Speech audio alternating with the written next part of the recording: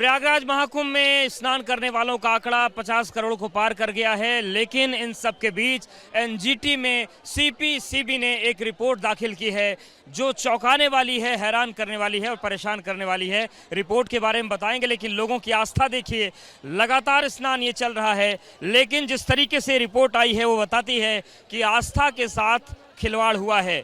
दरअसल एनजीटी में एक रिपोर्ट सीपीसीबी की तरफ से दी गई, यानी कि सेंट्रल पॉल्यूशन कंट्रोल बोर्ड की तरफ से, और इस रिपोर्ट में यह बताया गया है कि जिस जल में लाखों की संख्या में लोग इस वक्त स्नान कर रहे हैं, स्नान हो चुका है, ये जो जल है ये गुणवत्ता में परिपूर्ण नहीं है।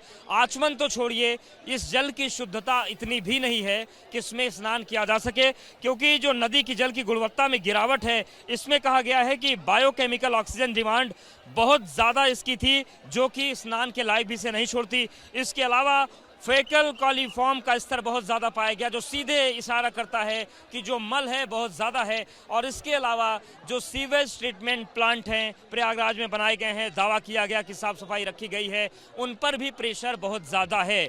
यानी कि नेशनल ग्रीन ट्रिब्यूनल में जो रिपोर्ट सीपीसीबी की दाखिल की गई वो स्पष्ट तौर से बताती है कि महाकुंभ का, संगम का, गंगा और यमुना का जो स्नान है ये लोगों के स्वास्थ्य के लिहाज से बेहद खतरनाक पाया गया है। और अब इसको लेकर अगली सुनवाई 19 को होगी, लेकिन सवाल यही है कि इस गुणवत्ता को बनाए क्यों नहीं रखा गया। सवाल यह है कि बड़े बड़े दावे किए गए, देश दुनिया को आमंत्रित किया गया, तो फिर जल की गुणवत्ता की मेंटेन करने की जिनकी जिम्मेदारी थी, क्या उनकी जिम्मेदारी तय की जाएगी? और सवाल ये भी है कि आस्था के साथ ये मजाक जो हुआ है, इसका जिम्मेदार कौन है और जिम्मेदारी कौन लेगा?